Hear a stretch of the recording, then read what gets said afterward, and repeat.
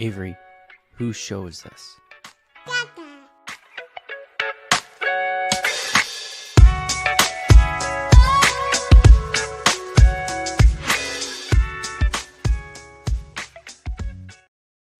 And we're live. Welcome, everybody, here to the Lakers Lounge podcast. I'm Anthony Irwin, Senior Lakers Insider for Clutch Points, and joining me on this fine Memorial Day.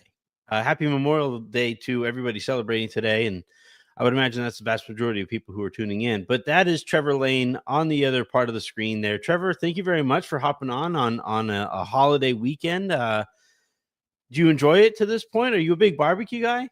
I am a barbecue. I'm planning on barbecuing some burgers. Well, first of all, thank you for having me on the show. I appreciate it. But yeah, I've got some burgers out and planned to fire up the grill and do that a little bit later. So definitely going to go with the barbecue today. As far as enjoying it, man, it's been a busy day. Getting ready to head out of town in a couple of days though, so it's kind of like the whirlwind of packing while trying to get stuff done, and it's almost like when you're a teacher and you leave the classroom for a week, like you got to have all your lesson plans ready to go for while you're gone. So that's kind of what I'm in the process of doing right now too. Yeah. You gotta pre-record the evergreen content exactly as best as you can. Yeah, I'm also, as people who tune into the show know, I really enjoy barbecuing. I've really got recently into the sous vide, and I've been doing the tri-tip on there, and it's honestly a cheat code. Like to those people who are looking for easy ways that you can pre-do a lot of your work so that you wake up and you just sear it and then you let it sit and then you slice it up and it becomes kind of a redneck charcuterie. I'm telling you, it's the easiest thing that you can do and look like a genius because the meat comes out perfect every time. So throwing that out there, free advertising for sous vide companies out there. But all right, so today on the show, and a quick reminder, please do hit that subscribe button. Please hit that like button. Please hit that share button. And then if you guys are listening to the show in the morning via podcast, hit that subscribe button wherever it is that you get your podcasts, preferably in Odyssey, because I am a company man. Today on the show, Trevor and I are going to be having a version of the same conversation we've been having for the last couple of weeks or so. What kind of offseason are we looking ahead to? What would be a good one? What would be a disappointing one? But I also want to focus on the playoffs that we've been watching, because the basketball has been pretty spectacular. Now, in the game 3 between Minnesota and OKC, it was the blowout of all blowouts, but you had yet another 20-point comeback last night. You saw the immediate impact of Aaron Nesmith's turned ankle, and Indiana basically immediately coughed up that 20-point lead after he went down. And it made me kind of wonder, Trevor, in this parity era, this notion of proximity and how close the Lakers are to a championship competition or a nice long playoff run, all that stuff, a lot of it seems to come down to who's healthy at the end, because we watched it in that game. We've watched it all playoffs, and it's made me kind of rethink a lot of how much we know that the Lakers do have a lot of work to do this summer, but it's made me kind of rethink, well, they do got to do that work, but you have LeBron, you have Luka. I think you're always close. Just get those guys healthy at the end. Have watching these playoffs, has that kind of painted a different picture for what you're expecting out of the Lakers next season? To a degree, yeah. I mean, I think in general, this is what the NBA wanted when they created their new CBAs. They wanted the feeling that everybody's not that far off, or at least if you're not in the playoff mix, you are on a trajectory towards being in that mix. They don't want anybody sitting at the top for a decade or sitting at the bottom for a decade either, or even 17 years. Sorry, Kings. That's what they don't want. They want there to be a real sense that you have some kind of a shot. And I think that actually gets furthered by seeing the Pacers and the Knicks be the two teams that are still standing right now in the Eastern Conference. I think that definitely helps. And then, of course, the Wolves still being alive in the West. There's a sense of, hey, just get to the playoffs. If we have our guys playing healthy, first and foremost, but also playing their best basketball, anybody can make a run. It's not just the teams at the top anymore, which is, again, what Adam Silver has wanted, for better or for worse, parity-wise. That said, I do think that we look at the Lakers, while we could say no, they're not that far off. When if they add the right piece or two, and this is exactly what the NBA wants, you add the right piece or two. Okay, there you go. We're right Yep. there. However, I think what's been noticeable to me is the athleticism deficit that the Lakers have Oof. compared to the teams that are still remaining. So in that sense, I look at them and I'm like, I see some of the rotations that some of the Pacers guys make flying all over the court. Certainly the Thunder, the defensive rotations they make, and I'm like, oh yeah, we never saw that from the Lakers this Yeah. past season. Yeah, that's a big point in that, and we'll talk about this over the course of the show because it's the reason I actually think the Lakers need to really limit the amounts of small ball that they play next year, Mm-hmm. and centralist basketball, because I just don't think you're going to be able to fly around defensively the way that you have to if you have Austin, if you have Luka, if you have LeBron on the court. So I think you almost got to suffocate, take the air out of the ball, and really kind of suffocate that game down to a point where that pace gets whittled down, and those games get ugly. But I just don't see a path for the Lakers to get athletic enough to compete in that brand of basketball with some of those teams. We'll talk about that in a second. But yeah, the other counter to my own point is this is the Lakers we're talking about. This notion of just get there, just be good enough to compete. That's all we've been asking for the last, it feels like 5 or so Mm-hmm. years. And I'm kind of sick of it. Like, I would like to see, and I know I basically sound like a petulant child when I say it, but what it comes down to is you market yourself off of exceptionalism. There's a very good podcast that is called Lakers Exceptionalism out there. We that's the you basically claim to walk around wearing this golden armor, and for much of my life, that was actually the case. And I think the reason that it was the case was because they aimed higher than just competing. They aimed a lot higher. It was the expectation was excellence.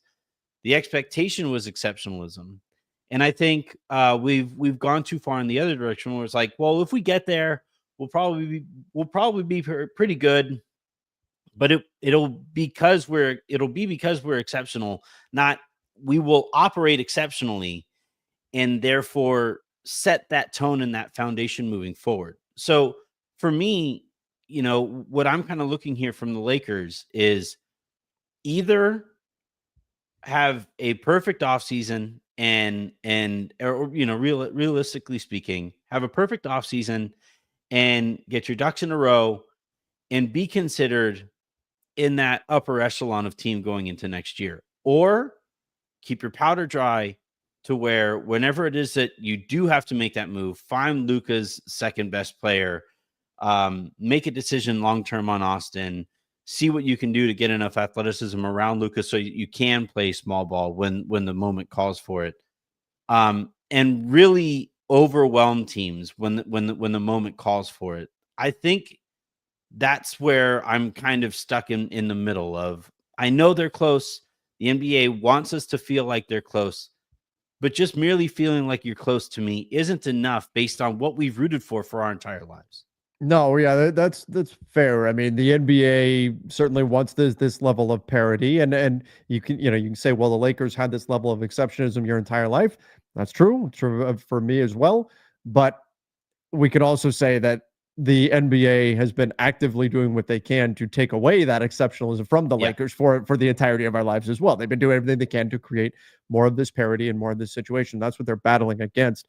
I think ultimately what we're saying, why have they not been exceptional? It's come down to decision making, and what has prevented them from making the kind of shrewd, oh my God, how did they pull that off? And that's coming on the heels of the Luka trade, right? Where Yeah. that was a moment in time where we went, oh wow, this is the Lakers. This feels like the Lakers again, because Yes, that's a great the point. Lakers were always that team that everybody went, oh, how did they pull that off? Wait, they got that guy? Are you kidding me? Right? And Without going all doing this, that, and the other. Yeah. exactly. I mean, going all the way back to the early '80s, getting first Magic Johnson, but then the trade to get James Worthy and all the other stuff that they've done. But the challenge is that they made big swings and they missed. And they Yeah. missed, and they're still paying for those sins right now. And so that's where they're in this situation where it's like, well, can we just quite get there? And we're talking about how they have to bat 1,000 and everything this offseason. And why is it when I'm out there doing my ideal offseason and I'm breaking down, okay, the Lakers could go after this guy, they could go after this guy. Here's how the roster could come together. It's constantly feeling like, I can plug this hole, but I can't do anything about this and this because there's just not enough assets. It's because the accumulation of mistakes that we've seen over the last 5-6 years or so, where they've been kicking the can down the road, giving up future picks in order to change a guy that's not working into someone who is. And it's put them in this spot where they're just constantly like reaching, trying to get there, but not quite where we would hope they would be. And it's unfortunate. I think they're gonna have to go on a string here. They're gonna have to go on a run where they get 5-6 things in a row to really go right Yeah. for them in order to put things back on track. Another part of that too, I think, when you talk about why you arrive in the spot that the Lakers have kind of arrived here, is I still don't know how Rob Pelinka really sees the game of basketball. I one year it's, well, we're gonna have a bunch of creators around LeBron. And then another year Mm. it's, well, we didn't have enough shooting. We're just going to employ all the slow, unathletic shooters. And then it was, well, we didn't have enough wings. Well, we overloaded on wings, but we only got one kind of wing. It was the 3-4 type, not the 2-3 type. And I haven't quite, there isn't really a through line with how Rob, like what kind of roster he would build if it wasn't a matter of checking enough boxes with his bosses, checking enough boxes with Clutch, checking enough boxes with, now it's Luka. And it's obviously a part of what every GM in the league does. You do have to juggle all of those chainsaws. But what it comes down to is the best, I think, general managers or executives in the league, what they find a way to do is, okay, I'm going to appease all the people that I need to appease to remain employed, but I'm also going to have my own sense of culture, my own sense of identity. This is what, Pat Riley, right, Mhm. is the, I think, nth degree example of this, where culture is literally stamped on their jerseys now. And it, what if I was to ask you, Trevor, what is Rob's basketball identity? Could you answer that? No, not with any kind of definitive statement of like, hey, he's a defense first guy, he's an offense first guy, he wants to play big, he wants to play small, he wants the roster to look in any kind of way. I think that he's hit on a few big moves, of course, the Anthony Davis trade and the Luka trade, but Yeah. I can't say that we really have a sense of what is Lakers basketball in this era. And I think the problem, Anthony, is that they found it. They stumbled upon it. They found it in 2020. And that's now the model that basically everybody is Everybody using does. to build Yeah. their teams. And I've been told that this characterizing it as they didn't recognize what they had is not really accurate, but it's hard not to feel that way with the moves that they made after that team Yeah. and breaking up that team the way that they did. So I would have hoped that that would have been the identity of the team moving forward, and it's the identity that much of the league has adopted. But right now, it's hard to say they really have a true identity. Now that said, I also thought that right before the Luka trade, they got probably the They were closest we've back. ever They're seen on to their way that. there. Yeah. They were Yeah. there. They were back to that model. You had DFS, you had Max Christie, Austin, LeBron, Anthony Davis. Okay, like squints a little bit, and you're like, oh, okay, this Yeah. this looks kind of familiar. But then Luka falls in your lap, and you go, what are you supposed to do? It's Luka. You're not Yeah. turning that down. You got to do that. So I understand why it would be a bit disjointed right now when suddenly, hey, Luka's here. Now we have to shift and pivot again. And I don't fault them for that either. Yeah. I think in that in a kind of roundabout way brings us back to the topic at hand here, which is, we know what the kind of modern equation of a championship contender looks like. You have your superstar. Ideally, you have a second best player who can also help carry that creative burden. You have a whole bunch of versatile defenders and shooters. You have enough size. Now I think size has become a much higher priority. It kind of reminds me of the aughts growing up, where Mhm. every team had at least three really good interior threats. And it's I'm trying to figure out a way to arrive at that kind of a roster this season while LeBron, because we know he's probably going to be back at least to 1 year. I think we can probably bank on Yeah. that. And I would like to see if the Lakers can try to find a way to take advantage of this window that they have here with Luka and with LeBron, because I don't think what we saw in the playoffs is representative of what those two guys are capable of. Do you see a path here, a realistic path where the Lakers can maximize their window at least over the next season, maybe another one beyond that with Luka and LeBron? It's tough. Like I said, they're going to have to bat 1,000 this summer. They're going to have to hit on their moves and be very careful to which moves that they do make. Obviously, they need more size. They need probably a couple of centers that they need to add to this roster. But if you make the right moves and you look at the West and you look at how wide open in general the NBA is, now if they were an Eastern Conference team, we'd be saying yes, absolutely, no problem. They can definitely make a so run. nice. But yeah, but man, what a nice life it is. It's like the Pac-12. Like Right. So nice to be in the Eastern Conference. But I do think there is a path there. Now it's a somewhat narrow path, but yeah, I also think that even if, and like Anthony, I hope this is not where we're at, where they just stand pat, right? Where they keep this, they sat on their hands last summer. It was not fun. That was not a pleasant experience for anyone. yeah, But I don't think that's what they're going to do this summer. I think they want to have a team that's ready to roll, and they want to present that to Luka on August 2nd and say, we're ready to go. We just got this guy, this guy, this guy, this guy, sign right here. That's what they're going to want to do. But even in the event that they did run this team back, I think there's some natural organic growth, maybe not from a guy like LeBron, who's 40 and all of that, but just in terms of chemistry from these guys playing together. When you compare how many possessions these Lakers had together as a unit compared to the teams there, specifically the Minnesota Timberwolves, it's laughable how rarely the Lakers were actually on the floor together. So I do think there is a chemistry boost that they're going to get next season, that looking at the Lakers and looking at their playoff performance and assuming that that is a static thing, that will simply transfer over to next season and see this is proof positive that they are simply not good enough. I think it's overstating things. I think they can be significantly better than what they were in the playoffs. I think the playoffs expose some real weaknesses that have to be addressed, but I also don't think you can look at it and say, yep, that's just what they are. And if they don't blow this thing up, they're totally screwed. No, I think we're going too far with that kind of analysis. Yeah, I to me it's a matter of, all right, what can the Lakers be elite at next year? That's basically the way that I'm looking at this offseason.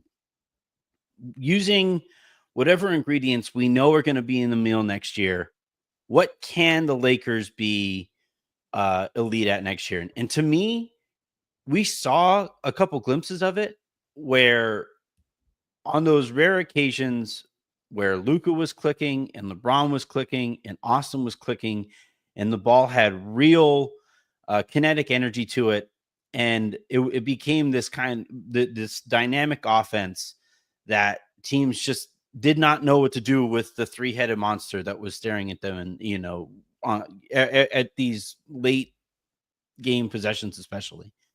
And again, you talked about like the 1920 equation that the Lakers seemingly kind of walked away from, but that's become kind of a theme. I've spoken to scouts and I've spoken to video coordinators and stuff like that who say, yeah, we'll scout the Lakers, and there are things that they do that make us really nervous, but we also know that eventually they're just going to walk away from it. Eventually they'll do stuff that they are successful with, and then without us doing much to deter them, they'll just say, yeah, that was fun, but also watch this and jazz hands. And, I think the Lakers are going to have to try to find a way to be more disciplined.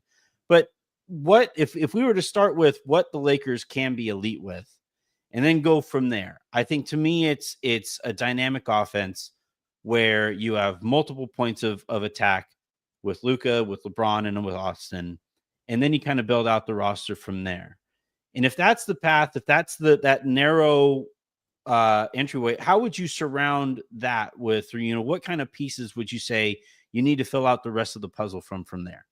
Yeah, I mean, I think this team can be, and they didn't get close to it, at least not close enough. It can be an elite offensive team. I think particularly they should be one of those teams where it's like, oh my God, like, all right, you try to blitz Luka. All right, he throws the ball over the top, and it's LeBron getting the ball in a 4-on-3 situation, right? And like, good luck dealing Right. with that. They should be a really good offensive unit. So from there, it's mostly about. I think this has been the challenge for the Lakers for the past, was it probably 3 years or so.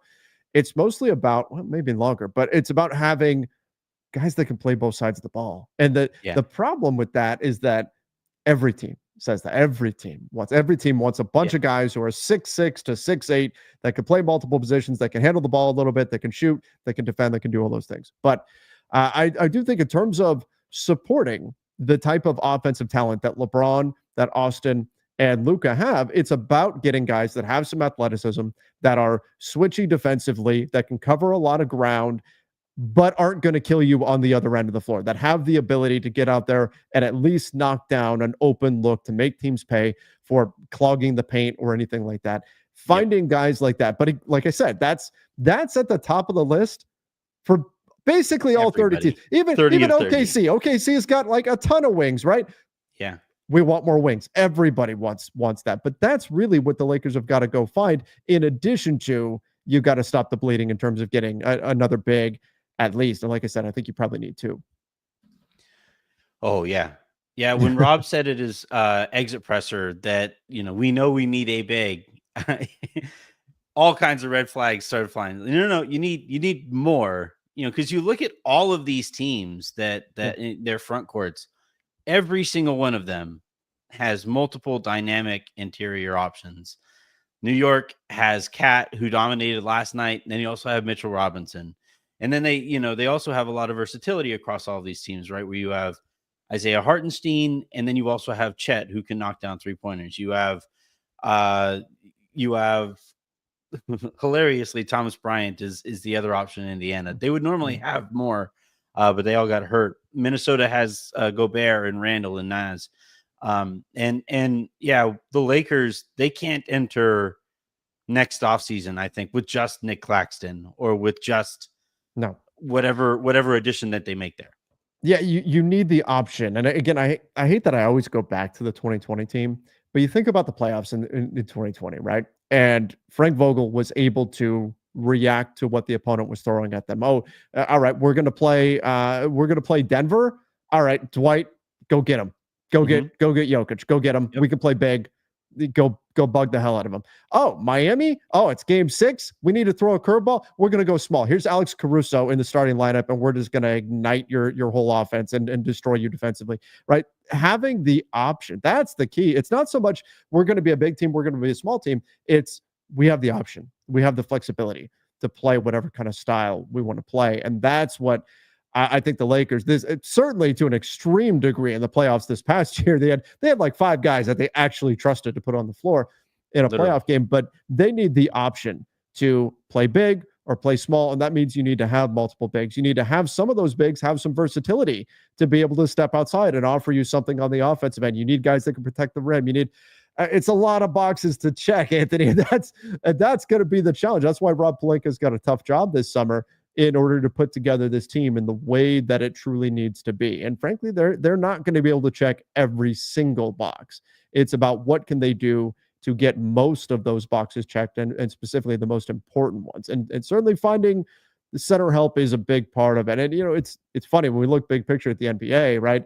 The center position for a little while there was like out of style, right? Where hey, we need a rotation level big. Cool. You can find like 10 of those guys on the in free agency for a veteran minimum. No problem. Yeah. And everybody was spacing and 3-and-D and all that kind of stuff.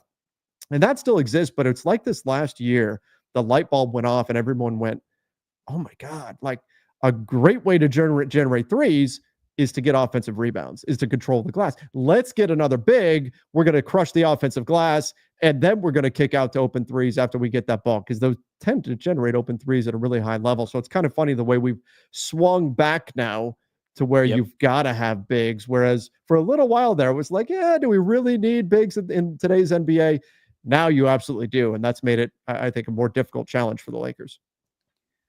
Part of the problem, or one of the things that the Lakers are going to run into, is that in order to check some of those boxes, they're going to have to uncheck some of the boxes or check them to a lesser Mhm. extent than they do right now, where they only have one first round pick at their that they can trade. They only have the number 55 pick in the second round of this year's draft. Maybe they find a way to open up some more assets elsewhere. But chances are you're probably looking at either trading Rui or Reeves when it comes to checking more of those boxes across the rest of your roster. Um, I I still pretty squarely stand on don't trade Austin Island, but I do think there's an argument to be made that if you trade Rui, you uncheck one of your the boxes that you're looking to fill, which is physicality and athleticism and all that stuff. Whereas if you trade Rui or Reeves, uh, the idea of perimeter creativity and initiation and stuff like that, that's something that you don't necessarily you can stand to take a bit of a step back Mhm. there. Um, if it comes down to those two guys that the Lakers wind up having to move in order to better check or better allocate resources elsewhere on the roster, how are you looking at that situation? Yeah, I mean, I've been of the mindset that, everything I've heard from the Lakers that they don't want to move Austin No, Reeves. They love Austin. They don't want to trade him. absolutely not. I'm of the mindset though, same as I was with D'Angelo Russell. What was it, season before last? That his contract says you have to be open-minded about the trade market Yeah. because he can hit free agency next summer. I don't look if he tells you I'm gonna. Could you imagine going from this is your most valuable asset, arguably one of the most valuable trade assets in the league, and then losing him for Yeah, nothing the following year? we've lived that life. We did it with Dwight Howard. Yeah. We've lived that life, and that is you cannot allow it. You cannot allow that to happen. And so you either are going to have to be very, very confident that Austin is going to re-sign, or I mean, ideally, hey, he takes that contract extension this summer. I doubt that that's the way this goes. They can give him 4 years No. and just under 90 million. I doubt that's where this goes. But simply because he can hit free agency next summer, and and teams are going to be lining up cap space for that summer. There's a chance he could walk away. Like, I don't think he would actually leave, but there's always that possibility. So if you're the Lakers, you always have to consider options to protect yourself from that situation. So I do think that without even getting into whether or not he can really fit with Luka, you have to at least be open minded, more so than in the past, simply because of the contractual situation.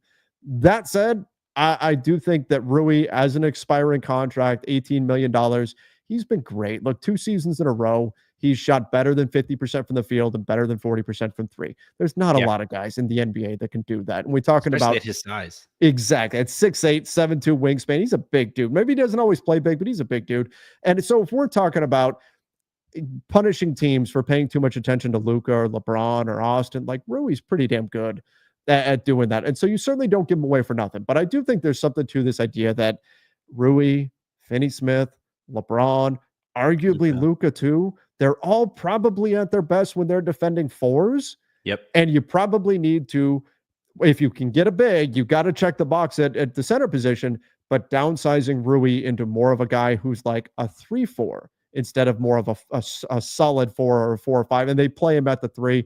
But I think they need somebody who's maybe a little bit quicker. You can go a little bit smaller as long as you're checking the box on the big front and getting a 5. But I think that's where you look to go and get. You look at the Mikal Bridges, or not that you can get him, but those Yeah. types of players that have the ability to create a little bit, to put the ball on the floor and attack and be a secondary creator for you as well.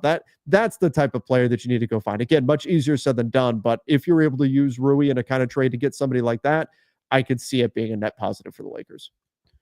So we've been kind of attacking this conversation for the first half hour here from a standpoint of we think they're close enough to make a couple of these moves and give it a go next season.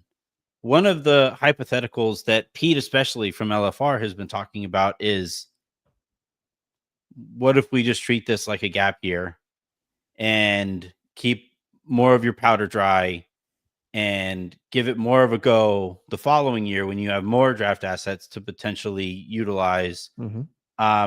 Have you considered that as an Yeah. option here? Is that something that I keep going back and forth on it because it's hard for me to look at a roster with LeBron and Luka and say, yeah, we're good. Just wait. That's difficult for me from a competitor standpoint, but it is something that I think they have to seriously entertain.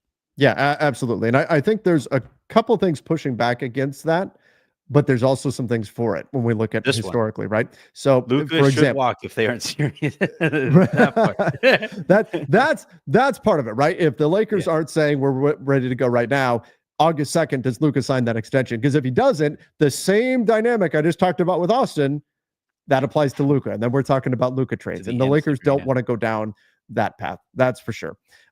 They also, Luka had been in LA for what, like a day, 2 days, and they're like, hey, here's Mark Williams, right? Anthony Davis is, what the hell, man? Anthony Yeah. Davis was asking for a big for years, and they never got that for him. So I think we've got some evidence to say that they will go ahead and make these moves to try to go this summer. But we also have historically, we've seen there was a lot of pressure on them to move Russell Westbrook. Now, maybe they should have, right? With the Miles Turner and the Buddy Hield deal that they had on the table that they didn't take prior to What that could have season. been. But they felt like they could do something else in the season. They said, we're going to be patient. They waited till the season. Last summer, everybody was upset. I was upset. They didn't make any moves. They said, we're going to be patient. We didn't see the right deal. We're going to wait till the season. Lo and behold, they get the Dorian Finney-Smith trade. Then, oh my God, what? You're really going to give us Luka? Okay, right? That Yeah. comes about too. So we've also seen them be patient. I think it's possible that if the general response around the NBA is, oh, you guys need a big, we'll give you a big, but we want everything, right? Yeah.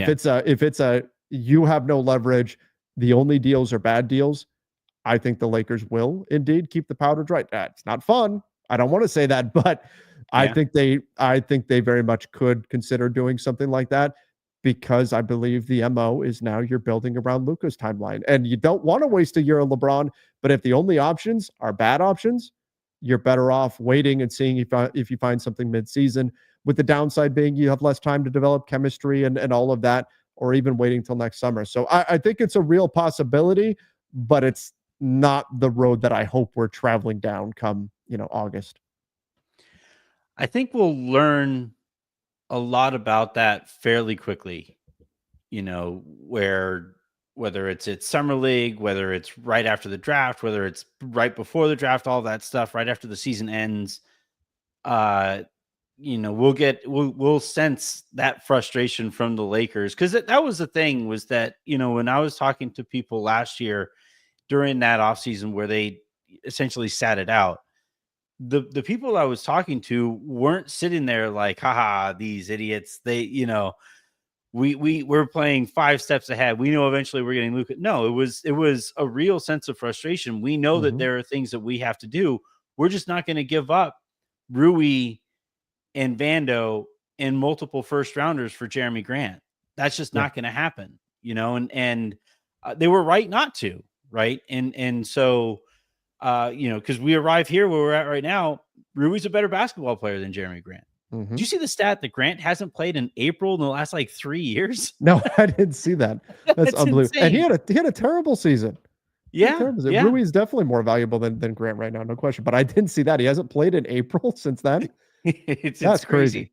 crazy. But yeah, I think, and this is Pete that we're talking about, the dude, you cut him open and it's purple and gold that runs out of him.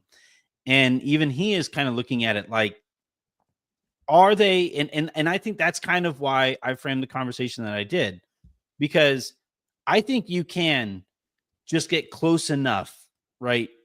You can clear the dartboard and you can fire a dart there and maybe it'll land where you're looking for it to land. But I feel like that's how you also place yourself squarely on that treadmill of mediocrity. Mhm. And sometimes it does take taking a step back, scalping your lawn so that it grows back fuller the following year or that spring. And I that's kind of where I find myself kind of wondering, as annoying and as painful as it might be, is that actually the more prudent approach here, because you are looking at a 41-year-old LeBron next year. You are talking about an Austin Reeves and a Luka Doncic combination that is lacking in terms of raw athleticism. If those guys are going to be pillars of your team moving forward, are Mhm. you ever going to be athletic enough there? So, yeah, I find myself, it's one of those annoying devils on your shoulder that is like, are you sure? Are you sure? Do you want to give up another first rounder to just make the team just slightly better, good enough? I don't know that that's a path that I would take. And even I still think, though, Trevor, that you can do a version of that and still take steps forward Yeah. as a team. And that's where moving a Rui might help, because of the redundancy between him and the other fours on the team. Darius actually made the case on a recent show for trading for DeAndre Ayton and making Rui the centerpiece of that trade, because if anything, you might be able to get a pick back in that case. If it's the centerpiece of Rui going out for DeAndre Ayton, you might be able to get like a second rounder or something back. They could use. I I I don't hate that idea. And the explanation I would kind of use on Aiton, I know that Claxton is a far better fit, much surer bet, all of that stuff. But in that case, you have to send out the first round pick in all likelihood. Mhm. Um, if you do bring in Aiton, we saw that year in that 1920 season with Dwight, where it was like, hey, you have bleeped around for a good chunk of your recent career. If you don't make this work, you're done in the NBA. Remember how toxic he was that offseason? Nobody wanted him. Yep. And they brought him in, they had that conversation with him. He got his head on right. And eventually he really helped the Lakers win a championship and extended his career another few years. And if I'm the Lakers, I bring in Ayton, I say, hey, do you like making 20 plus year to play center in the NBA? Because if you continue on this path where people are questioning your motor, people are questioning your understanding of what it takes to win basketball games, all of this stuff, if that continues that way, you're looking at mid-level money from here on out, and then minimum money. And I think kind of buying low on a, granted, very talented basketball player, I don't. I think that's a path where you can keep some of your powder dry and bring in somebody who fits better with the core that you currently have. I think the difference is your risk was so much lower with Dwight because he's a minimum contract and all that, right? You're Yeah, talking about there's a real, and I'm not saying I wouldn't be interested in Aiton. I think a lot of it would depend on people who know him. What do you believe is up here? What do yeah, you really think is up there? Like, is that switch going to get flipped on by being in the bright lights of LA? And is he going to really start playing up to his potential? Because there's certainly potential there, but if that answer is no, then that's it, right? That ship has sailed because he's got to hit that next level of play when it comes to the energy on the floor, the motor. That's got to be a big key. But there's a real opportunity cost to going after a guy like him, and that's that you'd have to give up Rui. Plus, you're probably talking about both of your biggest expiring contracts in yep, Gabe Vincent and Maxi Kleber just to make the money work. The Lakers got to send out more money than they take back in a trade. So that would mean that you've got to be very sold, whether or not the value is where you want it to be. You've got to be very sold that this is the dude that we think can take that step and can be that long-term fit with Luka. And so that's number one. If you're going to look at Ayton, it's do you believe that he's going to make that kind of a leap? Because with a guy like Dwight, if he starts screwing around and it doesn't work out or something like that, all right, you're on a minimum contract. We'll cut you, see you later, and we'll move on to the next guy. yeah, You're not going to be able to do that when you're giving up, some, even if it's not trade assets that you're giving up. And I'm sure the Blazers, they hate the Lakers. They would demand some type of pain coming from the Lakers. But even if you're giving up Gabe, Maxi, Rui in that deal, and you're getting your big and Ayton, there is a real opportunity cost with that. So again, I think something like that, it will come down to what do you believe about Ayton's mentality? Is he ready to take that next step forward? Because if so, there's an opportunity there. And that kind of brings me right back to this spot, Anthony, where I do think if we talk about is there a way to sort of thread the needle, to walk the middle ground here between sitting on your hands and doing nothing and going all in and all the picks, everything we've got that's not bolted down to the floor, we're yep. going to trade. I do think that if you're looking at kind of the stopgap guys that are out there on the center market, the Lakers have got to be one of, if not the most attractive landing spots for Oh, anybody yeah, that's out there. I mean, you've got an immediate absolutely. starting job. You're catching lobs from Luka, for crying out loud. Like, there are guys that once the money really dries, and there's not a lot of money out there, there are guys that are going to say, well, damn, if the money's all even, I'm going to go start for the Lakers over going to team X, Y, or Z right now. So that's another situation that the Lakers could potentially take advantage of. Now, is trading for DeAndre Ayton giving you the opportunity to do that? Maybe if you can get one of those guys to say, okay, I'll be a backup, like does Clint Capella want to back up Ayton? I don't know Yeah. about that, but that's another thing that the Lakers have to factor in. It's, are you getting, if you're going to trade for your big, is that the guy long term?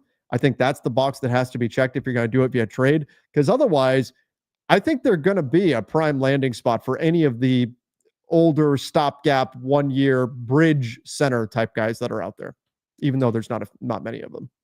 Yeah, that's how I'm kind of looking at the taxpayer mid-level that they have to work with Yeah. is, those kinds of players who are worth more than the vet men, but are trying to resuscitate their careers. Because before the playoffs started, Trevor, we thought that Jackson Hayes was going to have his career He was great. resurgence. What happened? He was great.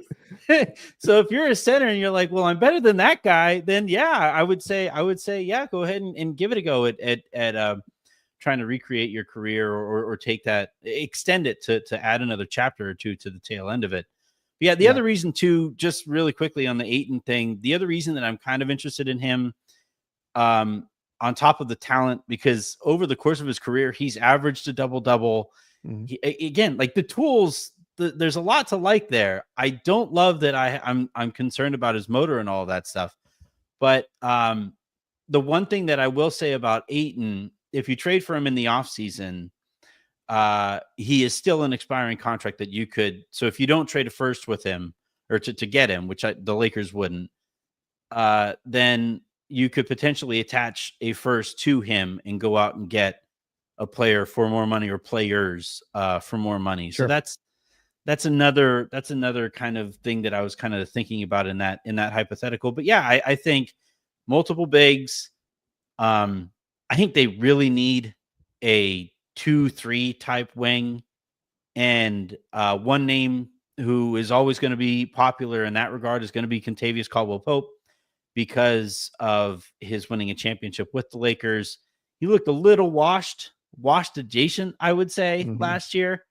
But I think a lot of, especially the offensive issues, had a lot to do with Orlando just not having any guards who can dribble and pass very well. They have Franz and they have Paolo, but those guys are very good at creating for themselves, not quite long enough in the tooth to be good enough at creating for others. And KCP needs his plate set every game. What do you think about KCP or that kind of positional necessity here in the summer?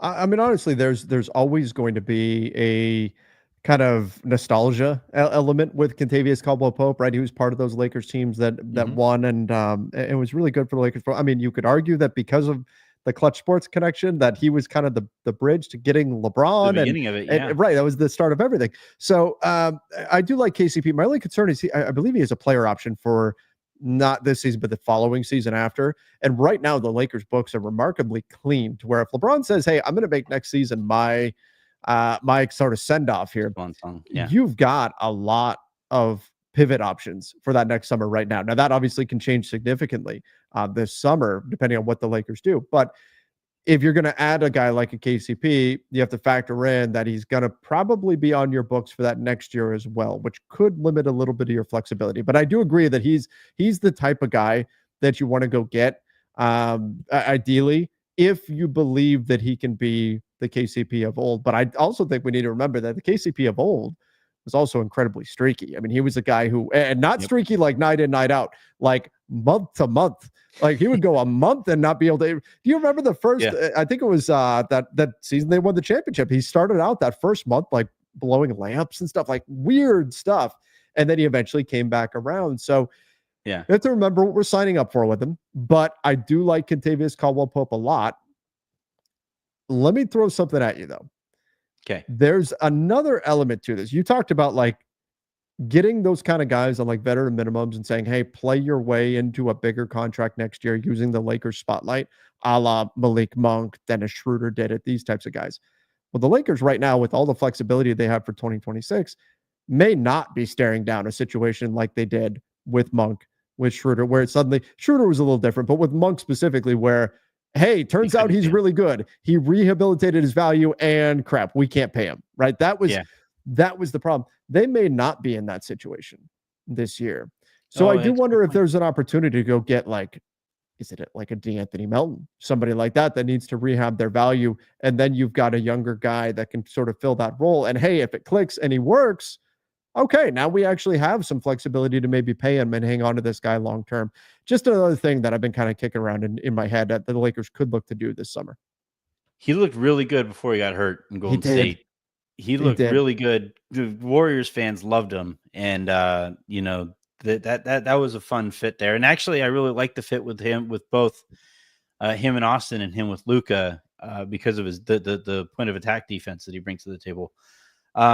It's going to be a fun offseason, and we're going to keep on kind of prepping for it.